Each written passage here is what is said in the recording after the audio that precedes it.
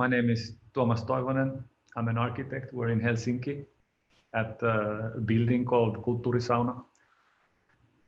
It's a public bath, a sauna, that was established in 2013, and it's a project that together with Nene and Tsuboi, my partner, we designed and built it, and now since we opened it, we've been running it. So before that, we had an architectural kind of a design office in a more maybe familiar sense, but since 2013, our main work has actually been kind of bath housekeepers, and it's a 300 square meter building just on the waterfront. The window behind me is to the sea, and the building is in a kind of corner condition. I'm going to just show you this. So this is a matchbox with a painting by Nene showing the building, and we're there more or less just under the pyramid. On a normal day, you know, when it's not lockdown, we would open the sauna at 4 p.m. People would come in. I would be at the front desk receiving them, giving them keys to their lockers, towels for sitting, telling them the temperature of the water, and then depending on whether I know who they are or if I have never seen them before, a set of instructions. A lot of the bathers who come here are they're regulars. They come often. Some come 3 times a week, and with some of them you don't have to say anything. We know that she takes locker number 19, and when she comes the first time after swimming, she will order a coffee, and we can have the coffee ready without any discussion going on. On a busy day, before last spring, we would get maybe 80, 90, 100, 110 bathers maybe during the weekend in one evening, and we'd be open 5 days a week.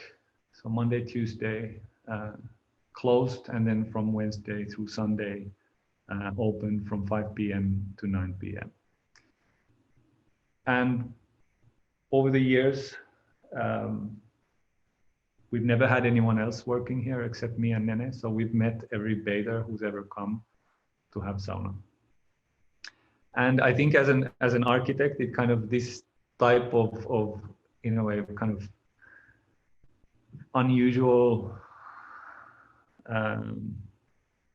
arrangement that you make a building, but you never leave it, is kind of unusual, and it's a building that because we became the bath keepers, we could kind of design it in a very different way than if we would hand it over to someone else.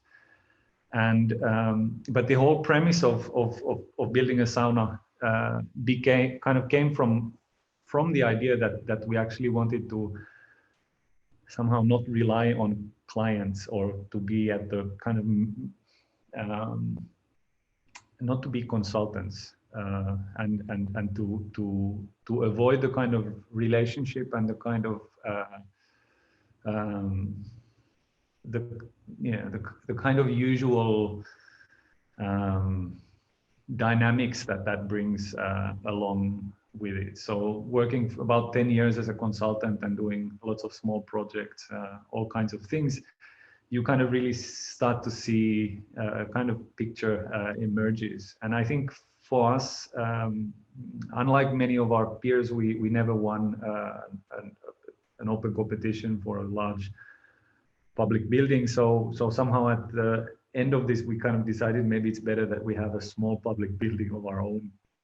And we really we are not, well, we were not in a way sauna enthusiasts or kind of fans of sauna, or even, you know, I mean, something everyone enjoys, but I think we really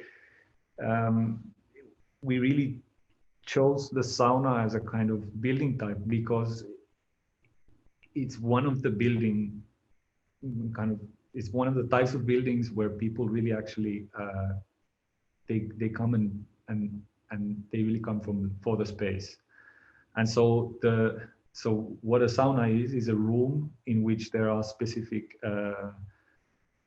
atmospheric conditions, and every time you come, you pay money to be able to access that room. I mean, there's like many ways to look at it, but for us, it was really a way to make a building that would become a kind of direct provider in a way for us, and we are, and for the last 10 years we've been in this relationship where basically we are both prisoners, you know, voluntary prisoners of architecture, and we are somehow servants of this building, but the building also has been taking care of us, and really the sauna kind of is a building which is kind of architecture in a way as a kind of pure commodity, in the sense that we can sell it every day, one bather at a time. I mean, of course, it has there's other ways to frame it and so on, but really the kind of key document, you know, for us being able to live and work this way has been the ticket. This is the multiple entry ticket, which has seven entries. The price for this has been, since we opened, 70 euros. And everyone asks, how long is it valid? And the answer is 100 years, as a kind of, because everyone expects that it's you know, 3 months or something like that. And depending on who you are, because we've met everyone, a lot of our bathers don't get 7 entries for, you know, for the ticket. We make extra boxes. If you are an incredibly long time kind of loyal bather, you know, you might get 7 extra boxes. So there's a kind of a lot of flex there. But if you're buying it for the first time and we haven't seen you before, maybe you get one extra box or something like this.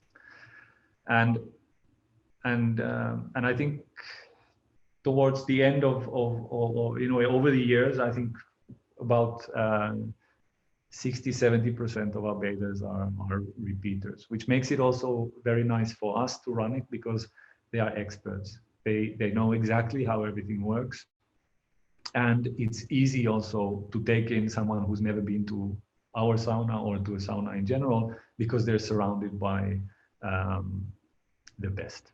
So in a way, they can just look around and they will in a way absorb and observe exactly how everything works.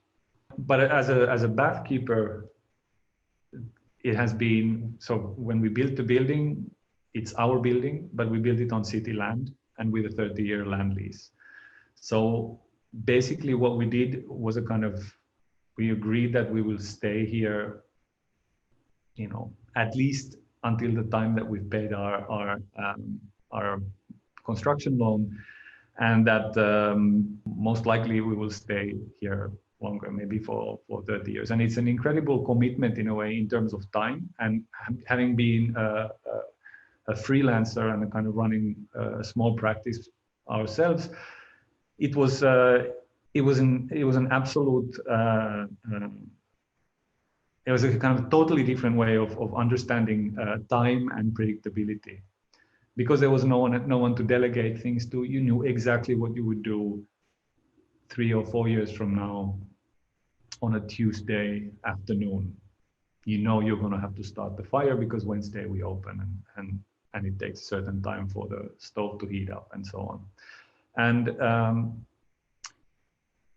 And this kind of predictability and somehow the range of different types of in a way work, which is from, of course, attending the, being at the front desk and taking care of the heating and the cleaning and everything, kind of became, it's really, it takes a large part of your, a working time, but it's very different work than what we had done before. But of course, as an architect, you still do practice. So this was kind of a way to explain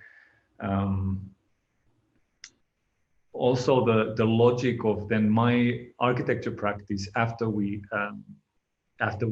became sauna operators. And after spending 10 years trying to get any kind of project and trying to transform that project into like something that would have kind of level of excitement, or it would have some like trying to inject ambition into it and trying to make it like more cool or more interesting or more, just exciting.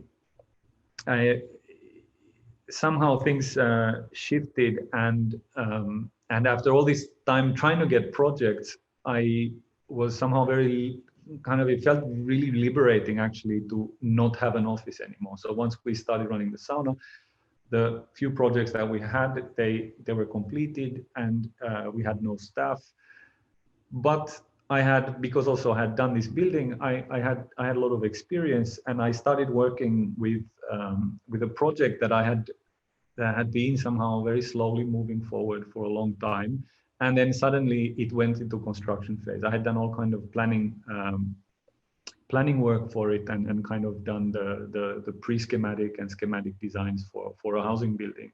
But suddenly, because I knew all of the civil servants, and I knew the process, and I knew the kind of background of the project very well, and they were in a tremendous hurry, I got kind of hired a bit accidentally as the architect in charge of a small housing building in just around the time when we were building the sauna. And through that, then I kind of ended up working with this building company, or who was part of a larger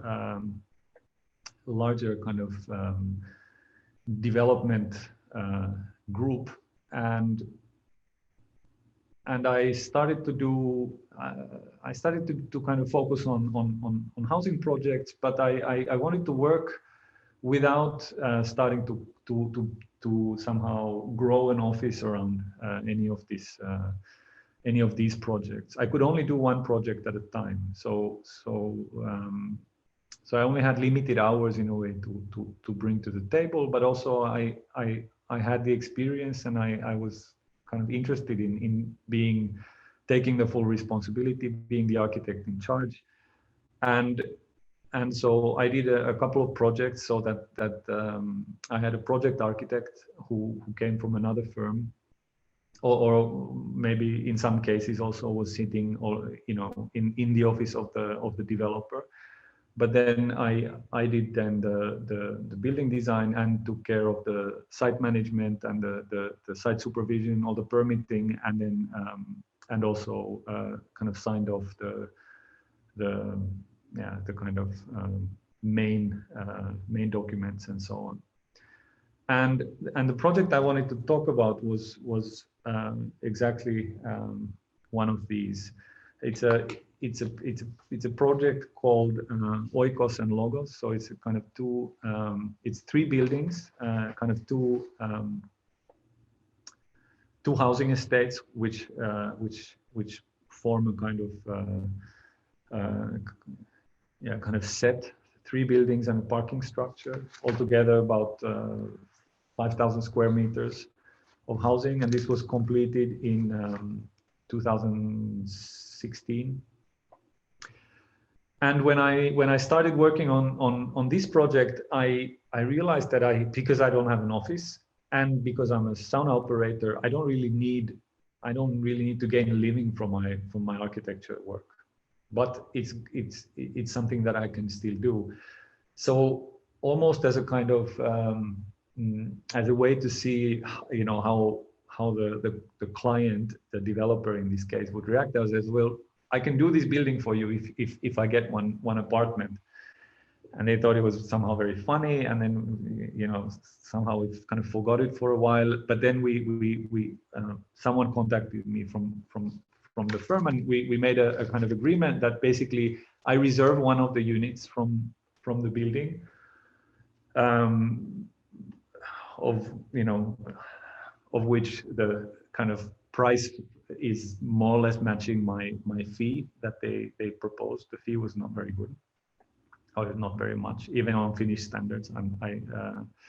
But it was enough to buy the so-called down payment of this kind of one room 32 square meter unit, and we decided that, okay, that's how we do.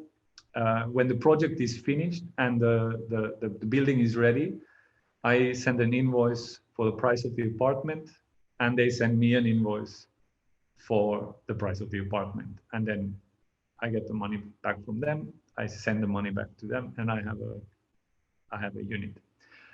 And somehow this, you know, somehow very kind of simple idea of also being able to not only be a kind of consultant, but becoming a kind of client actually of this developer, or being kind of at the same time being another type of stakeholder, somehow kind of gave the project a slightly different spin. And also for me, I think, as a, you know, kind of as an architect, it gave me this opportunity also to have this kind of limited space inside the building, in which I had more control than the rest of the building. And the building was done in a way that everyone could do a lot of choices in terms of surface materials, and you know, kind of you can modify the room plan and so on. So you could get this raw space, or then kind of get it subdivided, you know, in different ways, or have different materials and so on. And in my case, this, you know, allowed me to do at least one room in the project the way I think it should be done. And of course, it's like, you know, it's like a very architect set of choices. So bare concrete walls, bare concrete ceiling, in situ cast, and just kind of sisal fiber carpet on the floor, very kind of monastic, simple, reduced. And then and somehow all of the choices felt very easy to make, and kind of very straightforward. And then one day the project was ready, and then I have this apartment, and then you kind of come up with the next problem, like, what do you do with it? It's because of my work also, it's too far for me to live there and to commute here. We live just 100 meters from this building. I mean, it's 33 square meters. We're a family of four, family of three, but we live in 40 square meters at the moment. So, you know, maybe we could have squeezed ourselves into that, but it became also this room that you had to then somehow invent what to do with. And then Nene's parents came over from Japan for a while, and they stayed there. And then when they left, one of my former students, you know, just mentioned here when he was having a sauna that he's kind of, you know, he has to move, and he's looking for a flat. And I was like, hey, do you want to, you know, he knew the project, do you want to move to Oikos? And then he's like, yeah, it's available. And then his parents are leaving next week. If you want, you can move in there. And he's like, okay, I just need a flat for a few months. But then he ended up staying for quite a while, for a couple of years. And then another friend who actually helped us here also on the construction site lived there for a while. And now there's a third tenant who inhabits the room. He's a former architecture student who also just happened to be having a sauna here. And I don't remember, maybe he remembers how we started talking about the kind of apartments, and then he ended up mentioning that he's looking for something. I was like, man, you know, so and so is moving out. Are you interested? And he's been moving there, and it's been very interesting to see how different people kind of, you know, how do they inhabit the space. I've never visited Emil while he's been living there, so we're going to call him in a bit, and it's going to be the first time that I see. I'm very curious how he inhabits the room. But the document, which is really the kind of, you know, point of this session that I kind of wanted to talk about, is this type of this type of folder that someone who purchases an apartment is kind of sent, at least in Finland, by the builder or the developer. And of course, it's the most unarchitectural document. I mean, there's it's mainly contracts and you know, payment schedules, tax documents, bank documents, you know, copies of the land lease, lists of who are the owners or the rules of the housing estate, but I remember getting this this folder and being kind of very kind of being somehow puzzled by really seeing the other side, let's say, of the, in a way, of architectural production. So once you build a building, the building also becomes really a piece of real estate, and there's a kind of, there's like a very codified way of you know, how building materials are combined, you know, under certain regulations, and you know, kind of into a building, and then how the ownership of that building is created. And of course, when you see that this is kind of contains the documents which are really the forming of that that real estate entity, and what was also very interesting was to be in contact with the builder and the building company, the developer, but not, in a way, as you know, not with their construction branch, but really through the part of the organization that actually sells and kind of puts out the architecture onto the market. This is the building permit. This is the only document that has my name on it. So, and this is the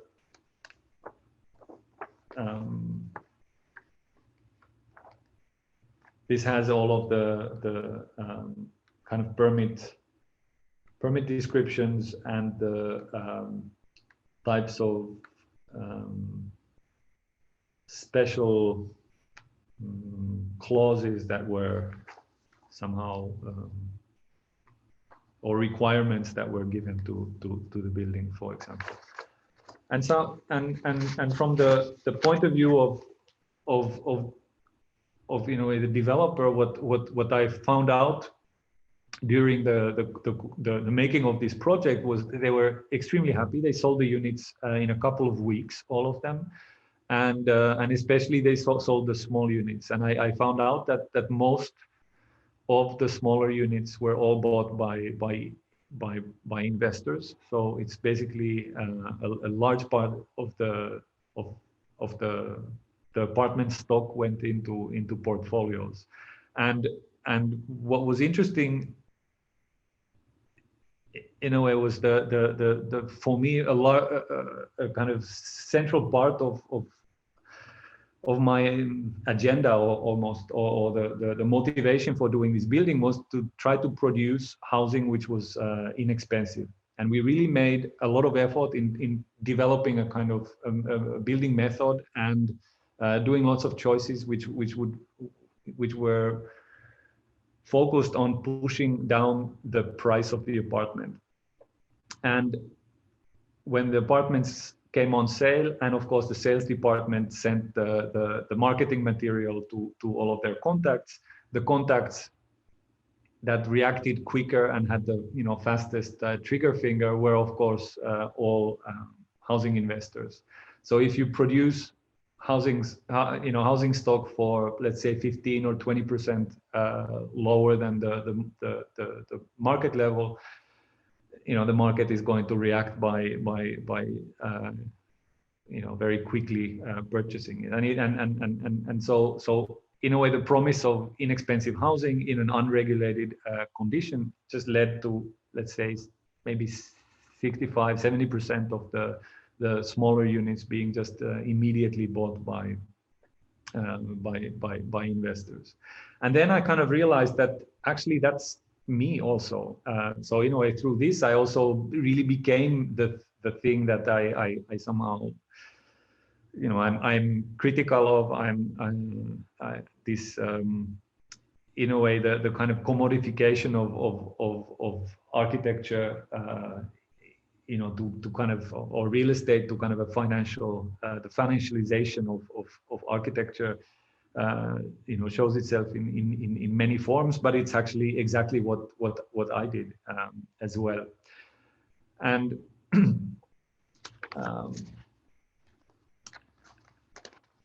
so here.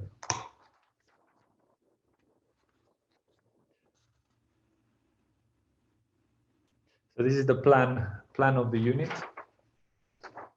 redrawn by the sales department, of course, and it also has a plan of, or a kind of a diagram of the kitchen. So in these buildings, the bathroom, which has the kind of kitchen kind of just on kind of one side of the bathroom, were all prefabricated in a factory, and then there was basically a shaft running through the building the size of that unit, and they were brought in at the end of the frame construction and kind of dropped on top of each other, and then the plumbing and the ventilation ducts were just kind of connected. And at the very end, the kind of bathroom package was then unwrapped and opened. And this was like one of the ways that we aim to control this, to make the construction site much shorter, and to also push this price down. This is the site plan, and the unit is here. And I chose it because from this window you can see the two other buildings and the parking structure. So somehow, out of all of the views, this is the one that has, in a way, kind of most of the project in it. Let's see if yeah, maybe we can see it when we call Amy.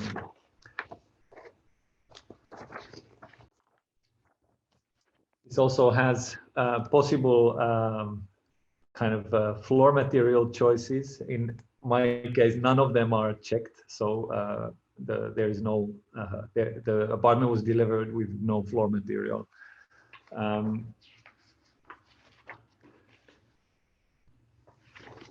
Also the bathroom, the kitchen and bathroom unit kind of color scheme. You could choose tilings, wall color, but in that case, everything was left blank. So this is a nice.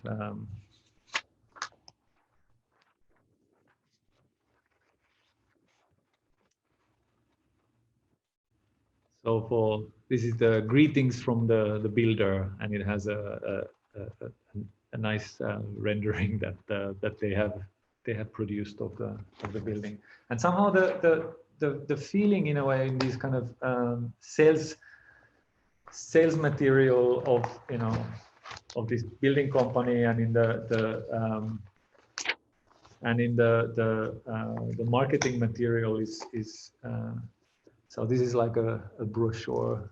This is another project that I did, but it's been, you know, somehow it just becomes part of this kind of glossy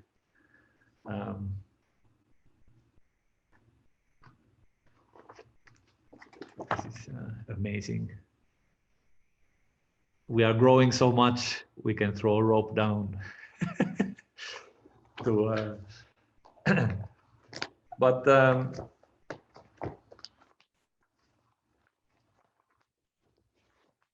it really led me to think that these are really the type of, this is really the type of documents through which actually most people kind of encounter architecture, and they will never see the you know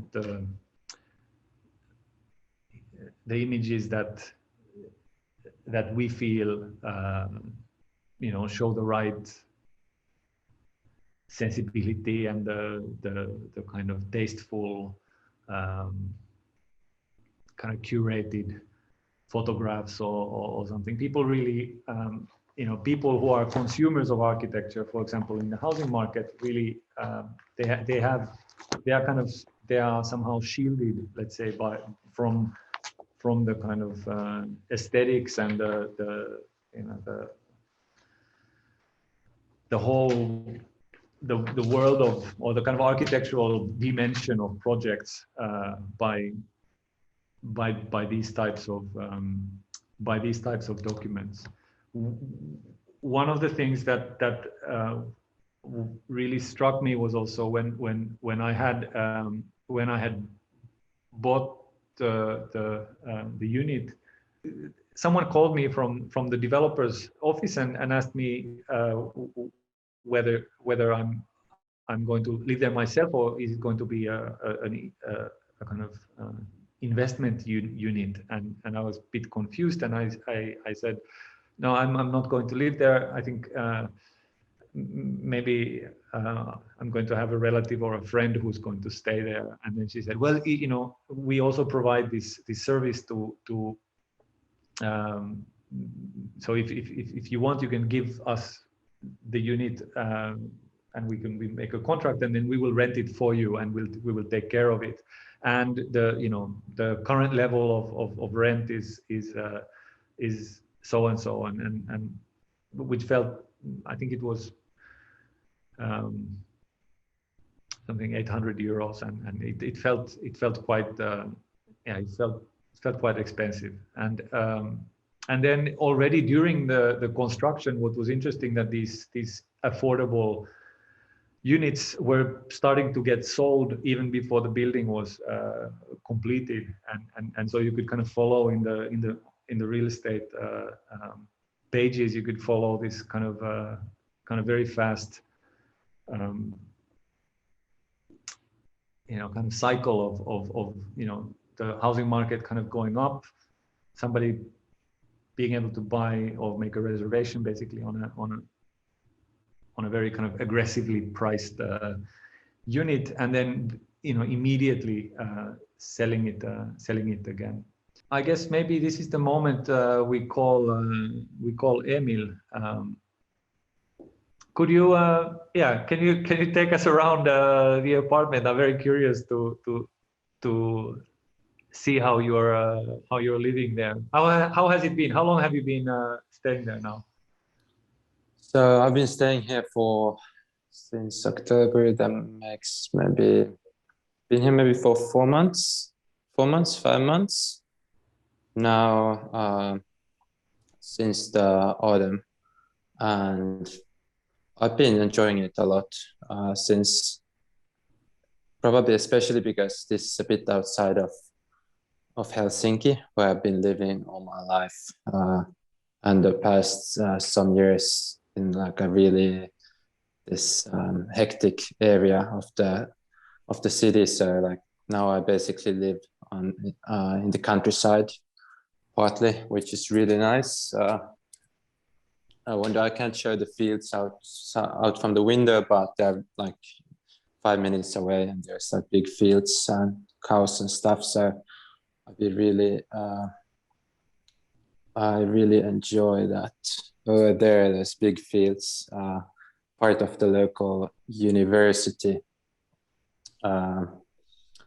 So yeah, the area is great. I could maybe show a bit of the flat.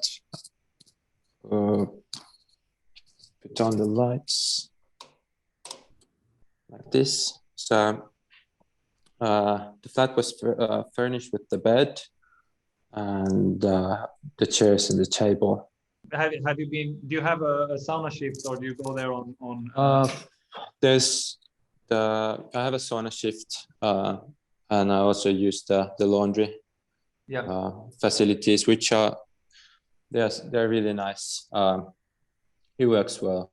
It's not overbooked or anything, so on like quite a short notice, I can go do my laundry. And the sauna is once a week. It's really enjoyable, especially now. How is the heating system like working? So maybe to explain that usually in housing buildings there are saunas. It's a kind of standard fixture, and it's a shared sauna where people have their own timetables. So you kind of have a booking for a certain slot during the week. And then usually there's also like a common. It's called like a so-called jogging sauna. So it's like at a certain time it's like men's sauna and women's sauna usually then. Maybe on a different day, but what's maybe unusual in this project is that to minimize the use of electricity in a way, or primary energy as electricity, we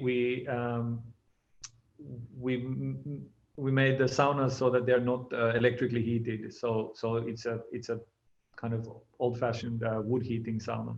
So in order to have your sauna shift, you have to hope that your neighbor who has the shift before you has had their shift and has been heating, and then you have to heat for the next person. So it's a continuous heating stove, and the builder was extremely skeptical of this working, and they even brought the electricity in because they said like, well, is this going to go 2 weeks and we're going to carry like all this stuff out, bring like a regular like electric stove, but at least from what I heard of from the neighbors, people were really happy and really into it, and they kind of felt that it's something that that brings like a bit another level of quality to it. But how has it been like this heating thing?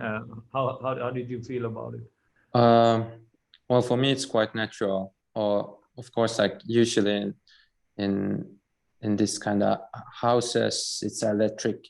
There's like always almost a sauna in buildings where people live, but it's most often electric. But like to warming up the sauna at our summer cottage and so on, it's really like a natural thing to do, and it's also a part of the whole sauna experience, or like to heat it up. Someone goes to heat it up and put some more. It has to be prepared. But is there someone who has a shift right before you? No, I'm the first one. You're the first. Okay. So it's you like have a responsibility. So if you end up not having a sauna, do you know who is having a shift after you? And this is like something I imagine, that if someone can't make it for their sauna and they're first, do they have the phone number of the next person who has a shift after? Can they send a message that this week I'm skipped? Make sure that you eat it. And this type of like, in a way, you have to imagine or like account for this type of, in a way, these kind of social moments. And we thought that we have to trust that people will figure out a way. So either you've been very feeling the responsibility and taking care of it, or not. No, it's I think it's adding to the value, at least for me.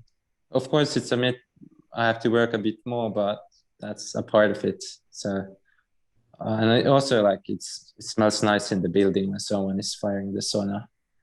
One funny thing I realized when I moved here is that it's the flat is front of the elevator. So when the doors open from the elevator, then my flat is right in front of the door. So that was like something quite unusual and fun. Also the direction of the flat. I'm not sure if I think you, Tuomas, you had the opportunity to choose which flat you wanted, right? Yeah. Yeah.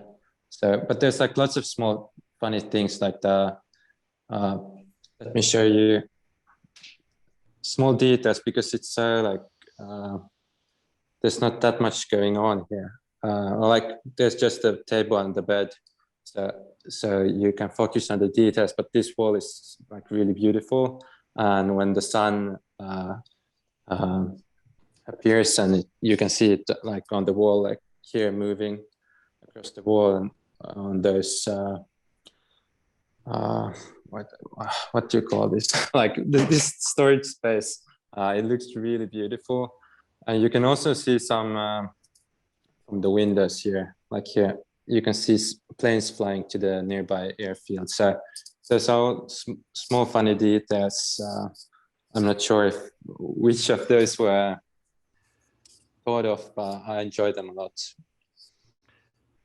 Yeah, it's maybe what's unusual in the building about the floor plans is that it's a kind of it's a square building with a square staircase in the center, so that there's a platform through which you access all of the units, and so every corner of the building has an identical unit, and every kind of every side has an identical unit. So there's 8 flats per level in that building, and so the identical apartment that you have is also facing into another direction with a totally different view, and which is also in some way kind of not a very modernist solution, but it makes sense in that location, and I think it also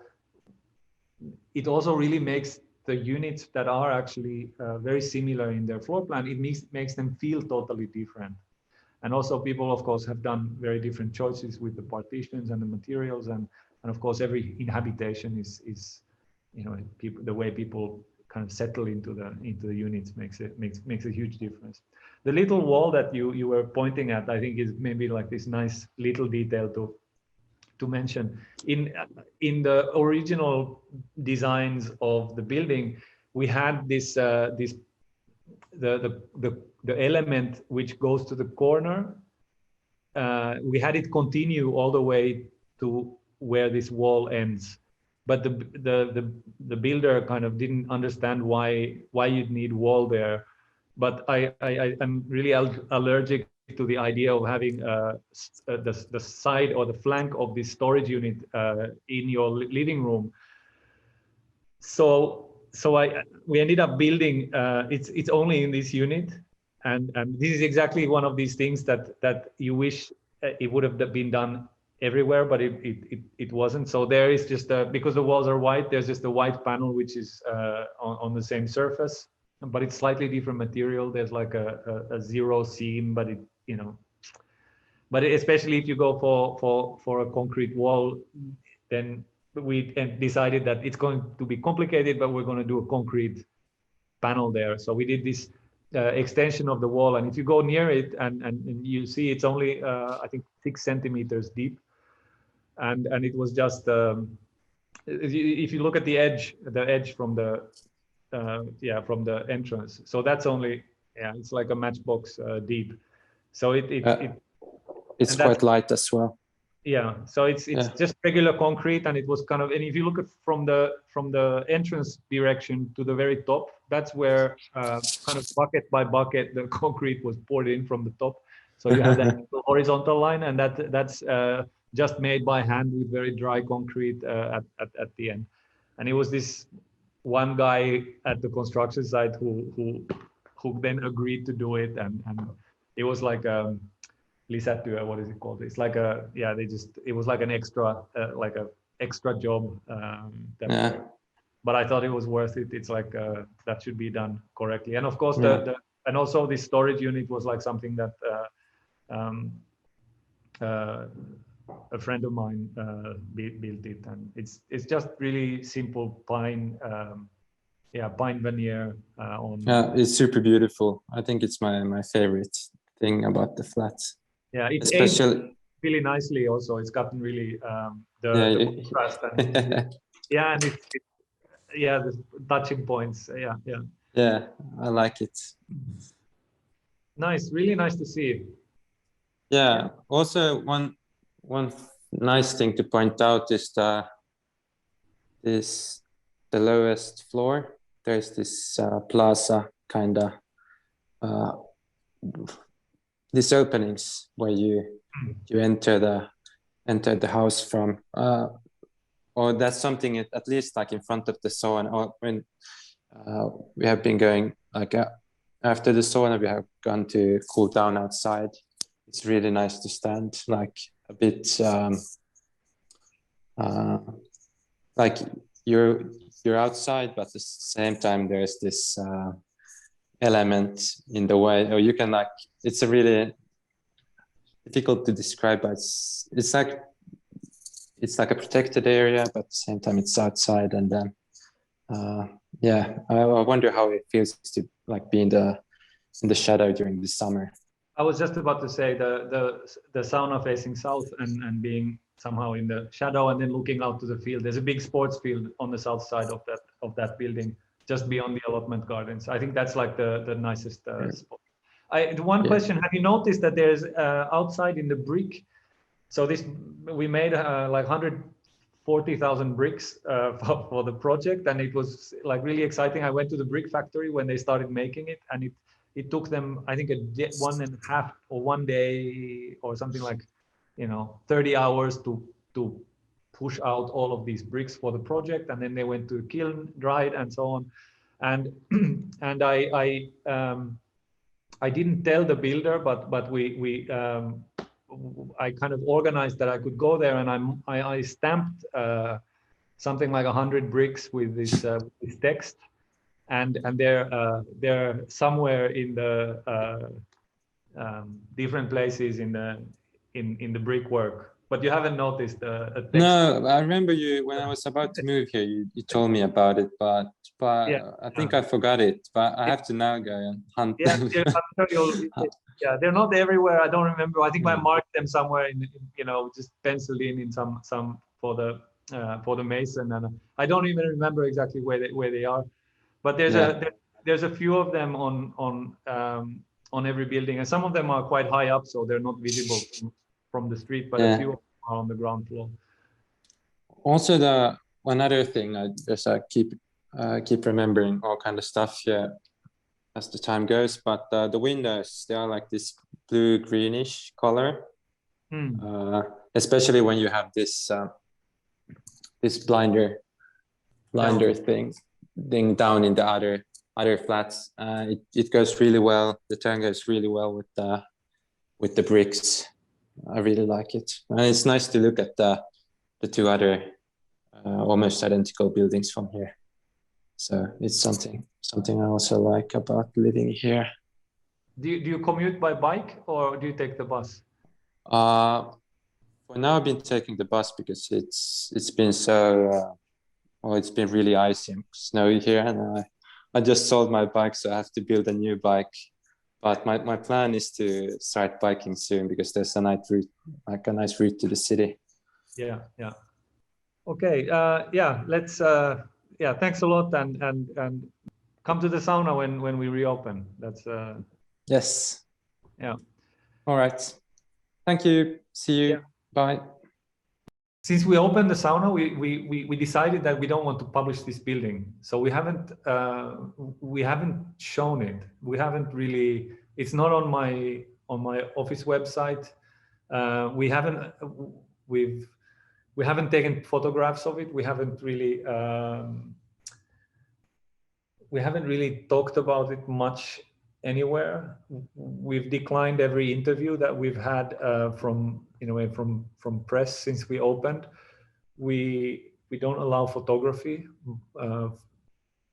You know, when people visit. I mean, it's also a kind of privacy question. You know, maybe you don't want to be photographed when you're in the sauna. But it's, and that's the easy answer. But it's also, I think for us, it's been a way to kind of also protect, on one side, the kind of direct first-hand experience of people. And I really think actually images are really, they are very problematic because they rob us of the possibility to encounter something for the first time, and without a kind of you know, some kind of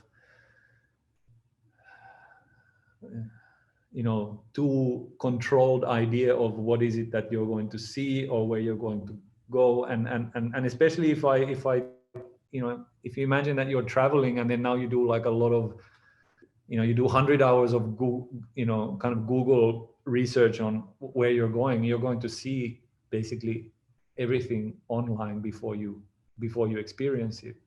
And through that research, through, in a way, being able to see the buildings, the places, the nature, how it is in photography, you're no longer visiting or seeing it for the first time. And somehow you're visiting that image, and that image has been taken by someone. It has been somehow really, very often the image has been engineered in a way to also make you see it in a certain way, to make you want to go there, and very often images have this, you know, in a bit in a similar way as the you know, this marketing material, for example, it has really this advertorial dynamic, and of course images can advertise or promote different things, or there can be a, you know, different kind of different emphasis, or when architects are promoting their own work, that, you know, the images that architects create, let's say for an architect audience, will have like very different, you know, they will have they're very different in quality and in their aesthetics than, let's say, something which is like a sales document. But I think our reaction has been to try to avoid kind of making these documents, and the only representations of, for example, of the sauna that we've made is this matchbox, which has this egg tempera painting by Nene, which is it was twice the size of the matchbox, so it's, the painting is this big, and this is in a way the only rendering that we've done, and this was done, I think, 4 or 5 years after the building was completed. And then while we were designing the building, we made a small booklet which has these, it's called the public sauna, made by Nene, and this collects basically all of these kind of references or influences that we somehow either brought into the design of the building, or were thinking, or places that we visited while and this kind of ends with the construction. So there's a model of the building at the end, and I think the latest photograph is, so this is a drawing of the space we're in. It's quite nice. And this book was published before the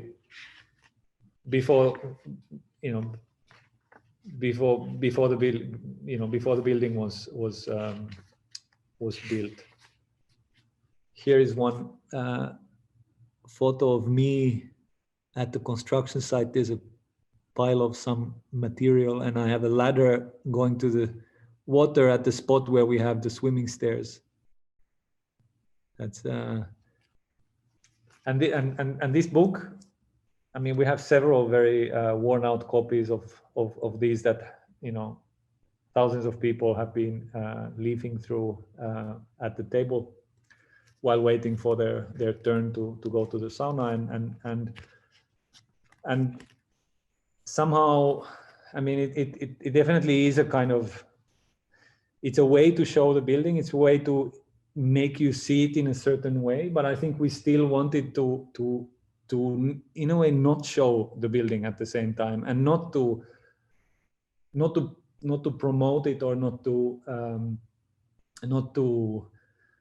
to use images in a kind of simple or aggressive or in a kind of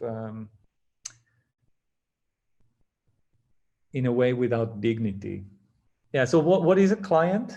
You know, if the image is this device to control the imagination, or to create a desire, or to sell a project, or to at least condition how we see things, and of course that can be used in a lot of ways. But I think what's important is this understanding that there's nothing like the images are not neutral. There's nothing benign or